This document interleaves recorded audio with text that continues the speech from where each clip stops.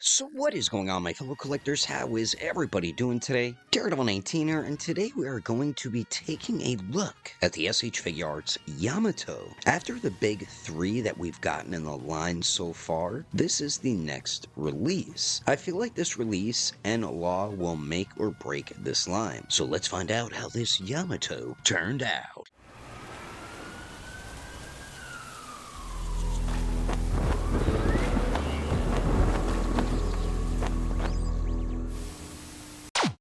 So starting off with the box here, we do get the basic style box with the window on the front. There's the one side and then the other side with some promo images, and the back has some more promotional pics, along with the barcode and blah blah blah stuff nobody cares about. So let's get this figure open to take a closer look at this figure. Alrighty, taking a closer detailed look here, and the detail is fan-frickin-tastic, and I love how she doesn't have a glossy look. Definitely needs that DD19+. Paintwork is nice and clean throughout the entire figure, and the sculpting is also on point and looks just like Yamato. And one of my favorite things is I love the way the hair turned out, how the white goes into the teal and the teal going into the blue. The horns also look great. The huge rope belt is sculpted nicely. The torso does have some nice subtle shading, but she does stand out, if you know what I mean. I'm not the biggest fan of the dress type piece, but we know Tamashinations doesn't do cloth clothing on the lower half of figures. They at least made the side pieces articulated so it wouldn't restrict movement, but there is some nice shading throughout the red dress piece. Even under the red piece, the legs and everything, it turned out fine. And if you are curious, if you see some Yamato booty, you just see a very tiny bit. But even the feet and everything are sculpted well too, so Tamashinations did a beautiful job on the detail with this Yamato. Moving on to the accessories, Yamato is included with a nice chunk of goodies, from hands to faces, enter club, and even an extra face for Luffy, which I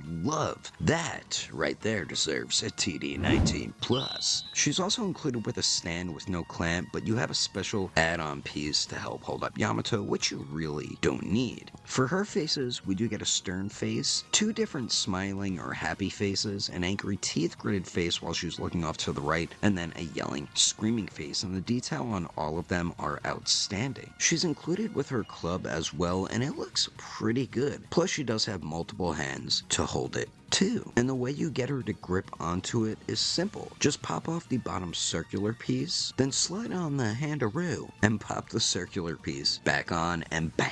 As simple as that. But be careful, that circle piece pops off easily and can get lost. We also do get a total of 13 alternate hands. So we do get a pair of fists. We have 3 pairs of gripping hands, one with a narrow grip, a medium grip, and a wide grip. We get some open palm type hands. We have a right hand where her fingers are clenched a little bit, and then we have like a right cuffing hand, and then we have a hand where she's kind of doing that one smile where she's grabbing both her hands and she's like all giddy and excited. And the hands are easy to swap out, and that's always a good thing. Now for Yamato's height, I feel like they got her scaling right, because she's a much taller character compared to Luffy or Zoro or Sanji. So to the very tippity-topperoo to her head, looks like she's around 7 inches and a quarter of an inch tall, 7.5 inches tall. And then here she is compared to some of the Straw Hats. So we do have the SH Figuarts Luffy, Zoro, and Sanji, and then we do have the anime heroes Chopper and Brook. And like I said, I feel like her scaling is definitely on point with the Figuarts figures. And then here she is also compared to the SH Figuarts 5th form Cooler, the legendary Super Saiyan Goku, and then we do have Gojo. So there's the height and height comparisons. Now let's move on to the articulation.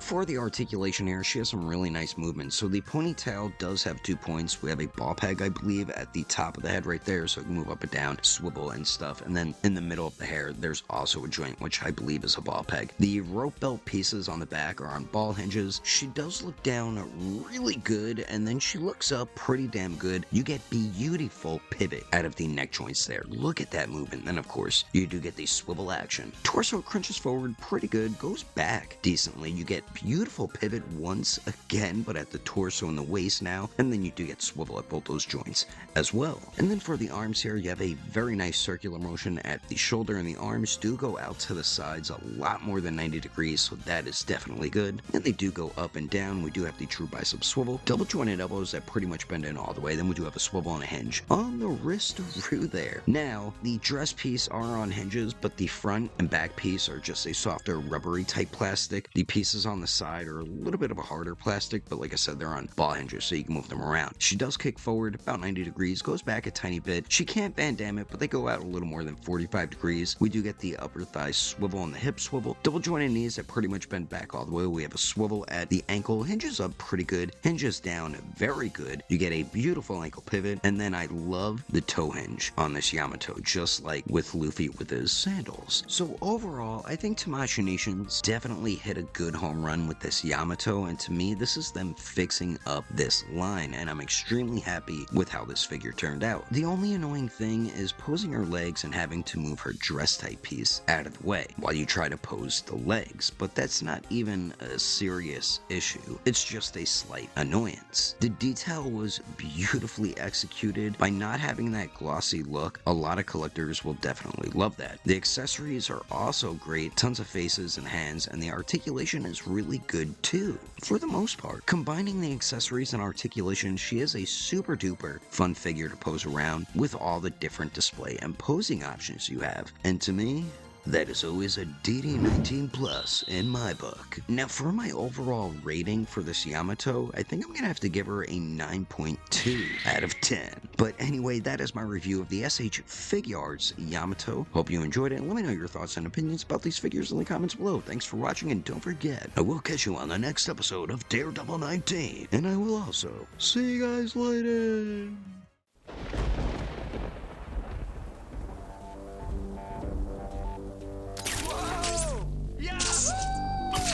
We shall start with revenge. I am the knight. Gonna change the future.